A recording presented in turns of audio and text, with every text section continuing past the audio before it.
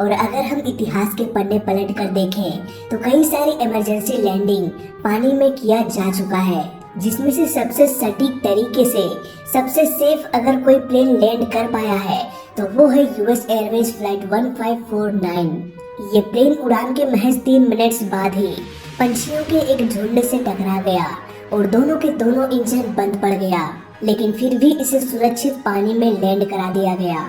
इस प्लेन के साथ कब, क्या और कैसे हुआ, साथ ही साथ ये भी समझने की कोशिश करेंगे कि कैसे पायलट ने इस इम्पॉसिबल वाटर लैंडिंग को पॉसिबल कर दिखाया। हर सेकंड्स में पायलट के द्वारा लिया गया हर डिसीजंस को समझने की कोशिश करेंगे।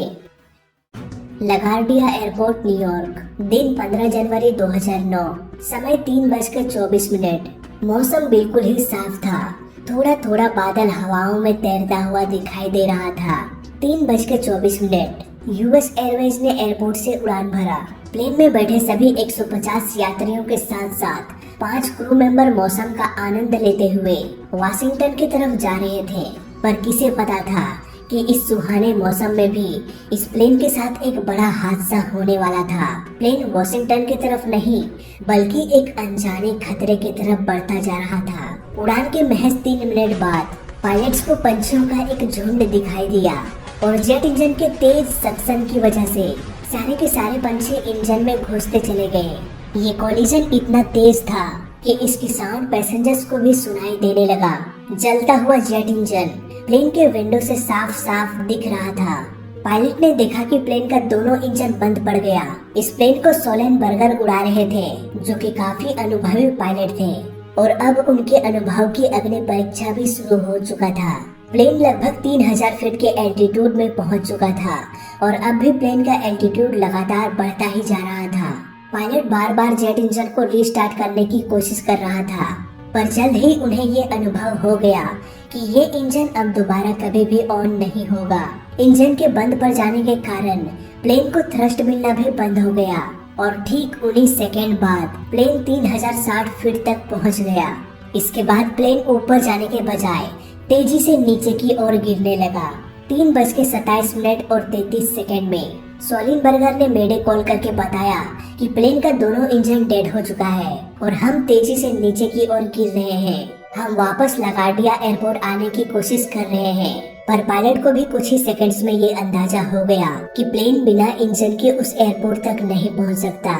लेकिन पास में ही एक दूसरा ऑप्शन भी था और वो था न्यू जर्सी एयरपोर्ट, जो थोड़ा सामने था। लेकिन प्लेन जिस रफ्तार से नीचे की ओर गिर रहा था, उस रफ्तार से प्लेन न्यू जर्सी एयरपोर्ट तक भी नहीं पहुंच सकता था। अब हालात इतना गंभीर हो चुका था कि प्लेन आसपास के किसी भी रनवे तक नहीं पहुंच सकता था। अब ये प्लेन उन यात्रियों के लिए खतरा बन चुका था जो इस प्लेन में बैठे हुए थे। इसके अलावा ये प्लेन और भी सैकड़ों लोगों की जानें ले सकता था, क्योंकि अब ये प्लेन किसी भी वक्त किसी भी बिल्डिंग या घर से टकरा सकता था। अब पायलट के पास बस एक ही रास्ता बचा था, प्लेन को पास के ही एक नदी हुडसन रिवर में क्रैश करा दिया जाए। पायलट ने एटीसी को कहा कि हम किसी भी एयरपोर्ट तक नहीं पहुंच सकते, इसीलिए हम नदी में क्रैश हो रहे हैं। प्लेन 900 फीट ऊपर जॉर्ज वाशिंगटन ब्रिज के ऊपर से फ्लाई कर रहा था। अगर ये एल्टीट्यूड यहाँ पर कम हो जाता तो प्लेन ब्रिज से भी टकरा सकता था। 3:31 में 230 किलोमीटर पर आवर की स्पीड से प्लेन पानी में लैंड कर गया। लैंडिंग बहुत ही स्मूथ था, जिसकी वजह से प्लेन बैलेंस में ही रहा।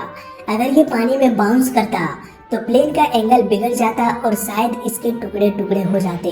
प्लेन फिसलता हुआ कुछ दूर आगे की ओर गया और फाइनली रुक गया। पर समस्या यहीं पर खत्म नहीं हुआ। अब प्रॉब्लम ये था कि सभी यात्रियों को प्लेन से बाहर कैसे निकाला जाए। प्लेन में लगातार किसी होल से पानी भरने लगा था। पैसेंजर्स को जल्दी से जल्दी प्लेन के एग्जिट डोर से बाहर निकाला गया, क्योंकि प्लेन में भरता पानी कुछ ही मिनट्स में प्लेन को 50% डुबो सकता था और एग्जिट डोर तक पानी पहुंच जाए तो और भी तेजी से पानी प्लेन के अंदर भरने लगेगा। पर ये एक्सीडेंट सिटी के बीचों बीच हुआ था।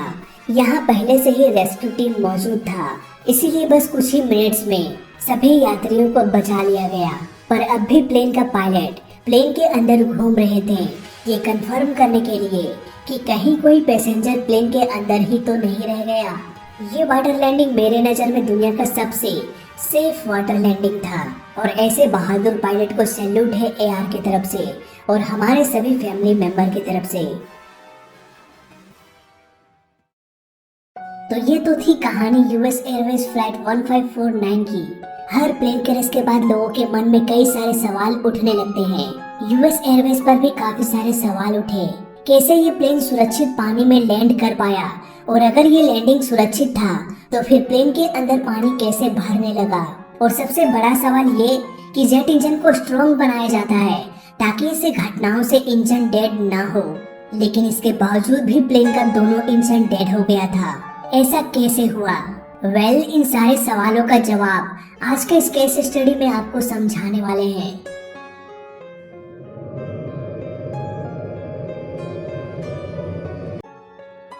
घटना के 2 दिन बाद प्लेन को नदी से निकाल लिया गया और यहीं पर एक सबूत मिला जो बहुत से अनसुलझे सवालों के जवाब देने वाला था। इंजन में बर्ड्स का कुछ सैंपल मिला जिसे डीएनए टेस्ट के लिए भेज दिया गया। साथ ही साथ प्लेन का सीवीआर और एफडीआर यानी कि कॉकपिट वॉइस रिकॉर्डर और फ्लाइट डाटा रिकॉर्डर को डिकोड करने के लिए भेज दिया गया। डीएनए रिपोर्ट से ये पता चला कि जो पंछियों का झुंड प्लेन से टकराया था वो कनाडा गोज पंछी थे और इन पंछियों का वजन दूसरे पंछियों के कंपैरिजन में काफी भारी होता है। पर क्या इंजन इतना स्ट्रॉन्ग नहीं होता कि वो बर्ड स्ट्राइक को झेल सके? इसका जवाब हमें तब मिला जब इंजन के इन्वेस्टिगेशन के दौरान कुछ ब्रोकन और डैमेज ब्लेड्स मिला और इसने इंजन फेलियर के गुत्थी को सुलझा दिया। इसे अच्छे से समझने के लिए वापस चलते हैं 2 दिन पहले। उड़ान के 3 मिनट बाद एक भारी भरकम पंछियों का झुंड कनाडा गोज इंजन से टकरा गया। प्लेन का इंजन एयर में उपस्थित किसी भी ऑब्जेक्ट को आसानी से और तेज गति से अपनी ओर खींच सकता है, इसीलिए सारे भारी भरकम पंछियों को इंजन के द्वारा सक कर लिया गया। प्लेन की गति और पंछियों की तादाद इतनी अधिक थी कि बैक टू बैक वो इंजन के ब्लेड से टकराते चले गए, जिससे कि इंजन का आउटर ब्लेड डैमेज होता गया और होता ही गया। फाइनली इंजन का आउटर ब्लेड टूटकर अलग हो गया और यही टूटा हुआ टुकड़ा पूरे इंजन को बर्बाद करने वाला था। पर कैसे, आइए समझते हैं। दोस्तों, जैसा कि हम जानते हैं, इंजन के बाहरी फेन ब्लेड्स या स्पिनर को काफी स्ट्रॉन्ग बनाया जाता है ताकि कोई अनवांटेड पार्टिकल्स या बर्ड्स एंटर करके इंजन को डैमेज ना कर पाए। पर कहते हैं ना कि लोहा ही लोहे को काटता है। अगर किसी तरह से ये स्ट्रॉन्ग ब्लेड टूटकर अलग हो जाए तो यही ब्लेड का टुकड़ा दूसरे ब्लेड को और फिर दूसरा तीसरे को डैमेज करता जाएगा। और जैसा कि हम जानते हैं, जेट इंजन ढेर सारे फैंस का कॉम्बिनेशन होता है, इसीलिए एक एक करके सारे फैंस यानी कि पूरा का पूरा जेट इंजन ही बर्बाद हो जाएगा। और ऐसा ही कुछ हुआ था यूएस एयरवेज फ्लाइट 1549 के दोनों इंजन के साथ। इंजन फेलियर होने के बाद प्लेन में इलेक्ट्रिसिटी सप्लाई बंद हो गया, क्योंकि जेट इंजन ही प्लेन में इलेक्ट्रिसिटी सप्लाई करता है। हालांकि ऐसे कंडीशन में इलेक्ट्रिसिटी सप्लाई करने के लिए प्लेन के पिछले हिस्से में एक और जेट इंजन लगा होता है, जिसे एपीयू यानी कि ऑक्सिलरी पावर यूनिट कहा जाता है। पायलट ने तुरंत ही एपीयू को ऑन कर दिया और इंजन को रीस्टार्ट करने की कोशिश करने लगा।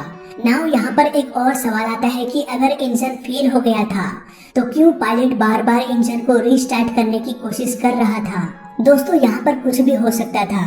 कभी कभी जब एयर फ्लो में किसी तरह का डिस्टरबेंस हो जाता है, फॉर एग्जाम्पल इंजन ढेर सारे एयर को सक करके कंप्रेस करता है और फिर एग्जॉस्ट गैस कंप्रेशन के कारण बहुत ही तेजी से बाहर निकल जाता है।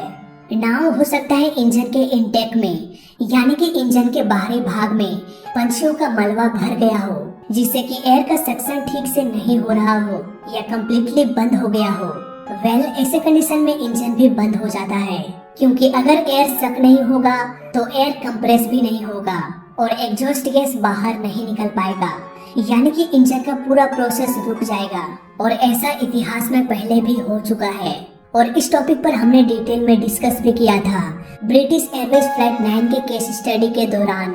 और इंजन के मैकेनिज्म या वर्किंग प्रोसेस में कोई भी डाउट हो तो आप ये छोटा सा वीडियो देख सकते हैं। बात करें यूएस एयरवेज की तो उसका दोनों इंजन डेड हो चुका था, इसीलिए उसे दोबारा रीस्टार्ट करना इम्पॉसिबल था। फाइनली पायलट ने प्लेन को नदी में लैंड कराने का डिसीजन लिया दोस्तों, पायलट्स को वाटर लैंडिंग के लिए खास तरह की ट्रेनिंग दिया जाता है और इसके विषय में हमने इस वीडियो में डिटेल में डिस्कस भी किया था। पर यूएस एयरवेज के साथ ये एडवांटेज था कि वो एक एयरबस का प्लेन था और जैसा कि हमने इस वीडियो में डिस्कस किया था कि एयरबस का कंट्रोल सिस्टम ऑटोमेटेड कंप्यूटर से कंट्रोल होता है और अगर पायलट प्लेन को कंट्रोल करने में कोई भी गलती करता है तो कंप्यूटर उस गलती को सुधार सकता है और पायलट को गलती करने से रोक सकता है। इसके अलावा पायलट को ये भी पता था कि प्लेन को स्मूथली लैंड कराना बहुत जरूरी है, क्योंकि अगर ये प्लेन बाउंस किया तो हो सकता है प्लेन का एंगल बिगड़ जाए और प्लेन कई टुकड़ों में बिखर जाए। पायलट ने प्लेन को किसी तरह से नदी में लैंड करा दिया, पर इसी दौरान उन्होंने एक गलती भी कर दिया। एयरबस के कॉकपिट के ऊपरी भाग में एक डीचिंग बटन होता है, उन्हें ये बटन प्रेस करना चाहिए था। ऐसा करने से प्लेन के सभी वाल्व्स क्लोज हो जाता है और पानी अंदर नहीं घुस पाता। बेसिकली ये बटन प्लेन के अंदर पानी घुसने से बचाता है। दोस्तों, ये डीचिंग बटन सिर्फ एयरबस में ही होता है। बोइंग की टेक्नोलॉजी यहाँ पर थोड़ा सा डिफरेंट काम करता है। ऐसे कंडीशन में बोइंग ऑटोमेटेड टेक्नोलॉजी का यूज करता है। जब प्लेन का सेंसर ये डिटेक्ट कर लेता है कि प्लेन का एल्टीट्यूड 1000 फीट तक पहुंच चुका है, तब ये ऑटोमेटिकली सभी वाल्व्स को बंद कर देता है, चाहे प्लेन वाटर में लैंड कर रहा हो या फिर ग्राउंड में। इसके बाद लैंडिंग व्हील में लगा सेंसर ये सेंस करता है कि प्लेन ग्राउंड में ही उतर रहा है या फिर वाटर में। अगर इसका सेंसर पाता है कि प्लेन ग्राउंड में उतर रहा है तो ये वाल्व्स वापस ओपन हो जाता है, और अगर ये सेंस कर लेता है कि प्लेन जहाँ पर लैंड कर रहा है वहाँ ग्राउंड है ही नहीं, इसका मतलब कि पानी है, ऐसे कंडीशन में प्लेन का वाल्व ओपन ही नहीं होता। पर एयरबस में इसे मैनुअली ही करना होता है, जो कि यूएस एयरवेज के पायलट ने मिस कर दिया और प्लेन के लैंडिंग के बाद आउटफ्लो वाल्व्स के जरिए पानी प्लेन के अंदर घुसने लगा, जिससे कि प्लेन का पिछला हिस्सा धीरे धीरे डूबने लगा और इसका ओरिजिनल फुटेज आप देख सकते हैं। हालांकि प्लेन के विंग्स में भरा फ्यूल लैंडिंग के वक्त ही गिरा दिया गया था, यानी कि प्लेन के फ्यूल टैंक में सिर्फ हवा ही भरा हुआ था और यही हवा प्लेन को अब तक डूबने से रोक रहा था। और रेस्क्यू टीम बस कुछ ही मिनट्स में सभी पैसेंजर्स को सुरक्षित निकाल लिया। फिलहाल इस वीडियो में अभी तक लिए बस